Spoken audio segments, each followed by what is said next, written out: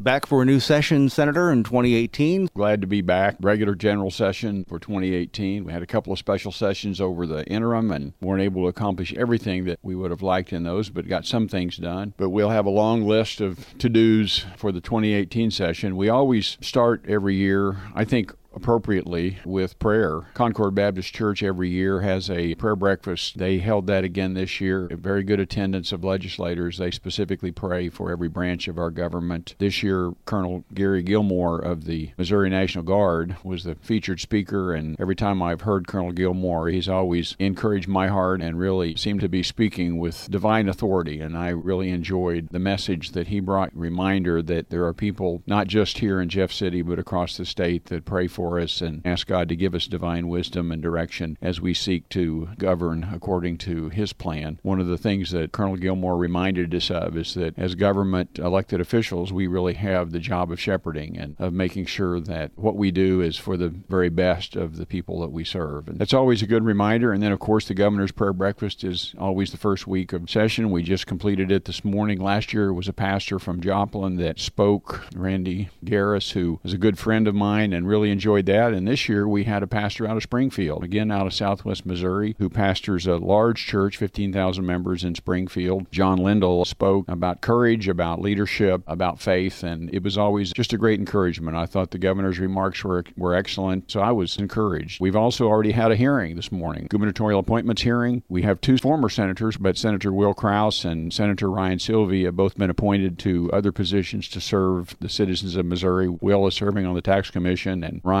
will be serving on the Public Service Commission. I'm happy for both of them and believe both of them will do exceptional jobs. It obviously deprives us somewhat in the Senate when we lose members that are trusted and respected, but it's one of the products, I think one of the negatives of term limits is that whenever a state imposes term limits on elected officials, then many times those elected officials begin to look for opportunities because they know that they won't be running again for an office even if they feel like they're serving well in that office. And so we're seeing some of the drawbacks of term limits in that we see these two senators leaving their seats early and taking up other jobs because they would otherwise be eliminated from the Senate when their terms came up. They're good men. They're going to do well in the jobs in which they serve. I have just elected a new senator for Senator Krause's seat, but now we'll have to have another election for Senator Sylvie's seat. I think we'll see more of this as things continue because that's one of the natures of giving people a limit on how long they can serve in the legislature. So I'm not a big fan of that impact of term limits, but I understand that that's what the people of Missouri wanted, and so that's where we are. So we will be working to elect another senator for